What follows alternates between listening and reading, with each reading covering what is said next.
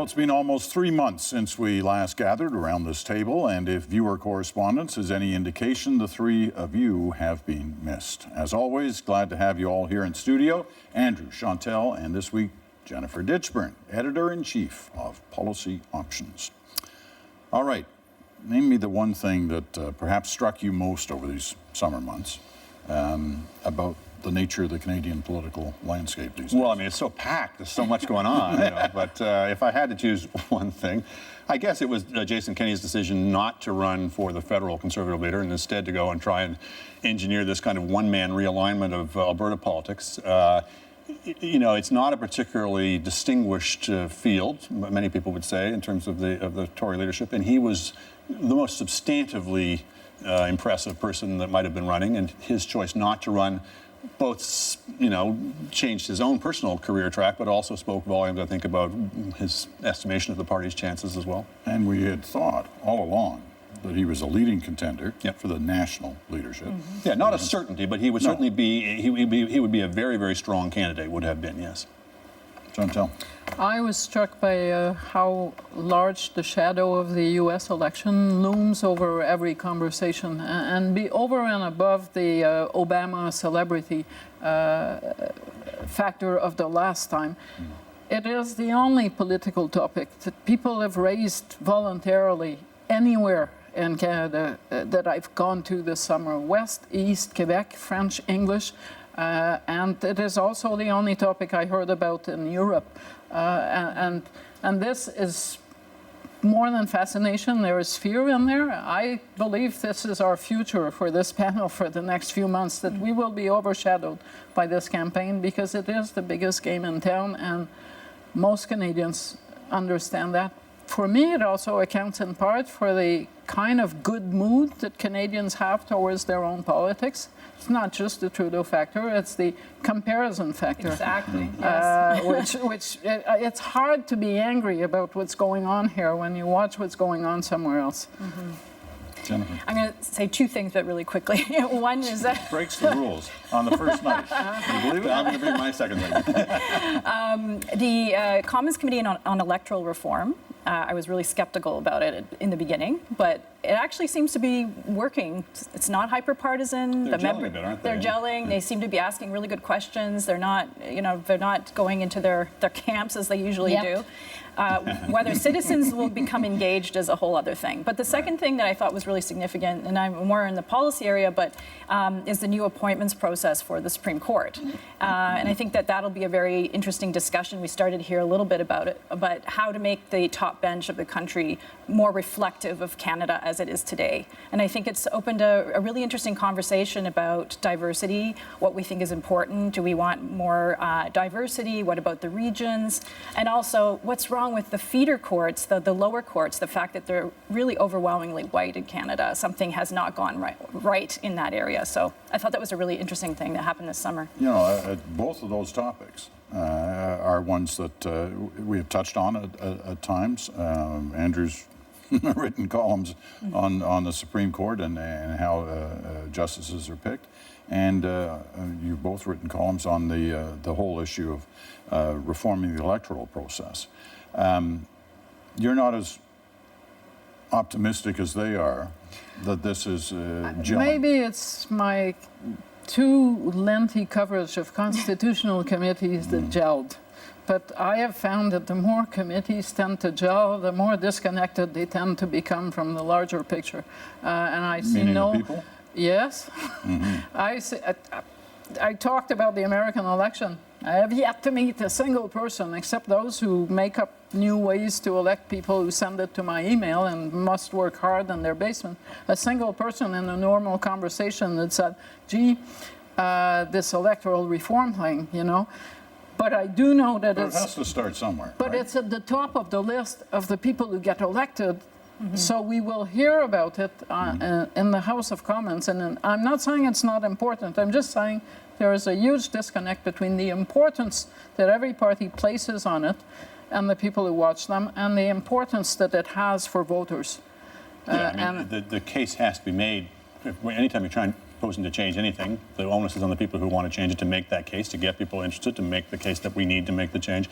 I think you'll only see the public really engage. I'm not saying we need to necessarily do this, but if you have something like a referendum, when people know they have to make the call, that's when they plug in. We saw this the same thing with free trade back in 1988. Nobody really paid really close attention, as big as that issue was, until about 3-4 weeks before the election, and then everyone did a national cram session. We're so far from that point, though, in terms of people understanding what the issue is, what the options are, what's wrong with the current system, because no one's really said what's wrong with the current system explicitly. So there's all kinds of stuff that has to happen before then. But I'm going to compare it to wonkish stuff and not the free trade thing. I thought and found more people engaged in the long-form census issue or the prorogation issue than I have found people engaged in electoral reform. And I would say these are kind of comparables. Right, because there was something that had an outrage factor in, right? Somebody was doing something that people were upset about. Yes, but how can you care that much about prorogation and nothing? See, that's the challenge for we electoral reform wonks, is to get people excited about it. Well, you start with giving it a new name. Electoral reform doesn't sound like, it's voting system reform. It's that's what they're how talking you about. vote, like how you take part in that. When people want to fight, look at the constitutional accords. Yeah. They find reasons to do so. That was a long time ago. All right, far away. Shift topic to Kellie Leitch, who has perhaps not been a household name in this country for the last few years, with the exception of the barbaric practices line in the middle of the campaign, but is now, because she's launched this kind of bomb into the Conservative leadership race, and it's got a lot of people talking. So first of all, and this is this issue of Canadian values and how you vet new immigrants coming into the country. Watch this or listen to this clip. She was on The Current with Anna Maria Tremonti just this morning, and here's what she had to say. Well, look, I'm not going to trivialize the conversation by saying that I want to specifically talk about support for same-sex marriage or specifically want to talk about one item. You know, this is about protecting Canadian values in total.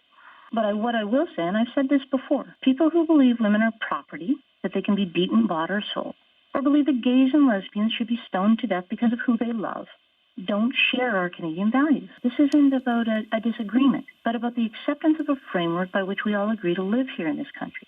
And tolerance of our differences is something that we as Canadians, I think, embrace. All right. Just for a moment, tell me about strategy. Why is she saying this? Why is she saying this now? Well, you just said it. You said she is not very well known except for the barbaric cultural tip line. I think she realized at some point that she was stuck with that. That was her brand, whether she liked it or not. At some point, she didn't seem to like having been associated with that announcement. It did cost the Conservatives votes in a significant way.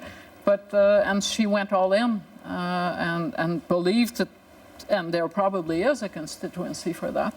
But the price you pay to get that constituency is probably the votes you lose. And bottom line, same problem as the Quebec Charter. Have you seen many newcomers to Canada stone gay Canadians? I've not seen any evidence that the violent episodes of gay bashing and targeting are the product of people who were not born to this country and have been here for generations. Jennifer? Well, in terms of the strategy, absolutely. I think she's had up till now, lackluster campaign. I don't think she has a lot of caucus support. So what do? It's all about numbers. You need to sell memberships for people who are going to vote for you in the leadership. So she figures, okay, I can probably get this sizable chunk of people who will buy a membership and vote for me next spring. David Orchard, you remember David Orchard from the the last Progressive Conservative? I mean, he was a bit of an outlier, not a bit of an outlier, but he had a specific point of view on certain issues, and he had a massive number of members that came out. I mean, he ended up being the kingmaker in that particular convention. Also, just if you're just carving up the existing pie of voters, if you've taken that side of the issue and the rest of the field is on the other side, then you own that side of the issue. Exactly. So strategically, it's also whether it should be or It's not. nice that it's a Trump-like move, but there are a lot of people see But it's been a similarity there. When you ask people in polls this kind of question, should we be vetting for values, it's quite popular. And I would bet it's particularly popular amongst conservative voters. So there's a method in her madness from a strictly strategic point. But the other parallel with the PQ is these candidates are trying to widen the conservative tent. That's the purpose, right? Otherwise, they're not coming back to government. And like the PQ charter, it is primarily dividing conservatives. And the debate that we've seen over the past week has been amongst conservatives as it divided the PQ. And those divisions are still there to this day. PQ is still paying for this charter episode. It had great polls, remember?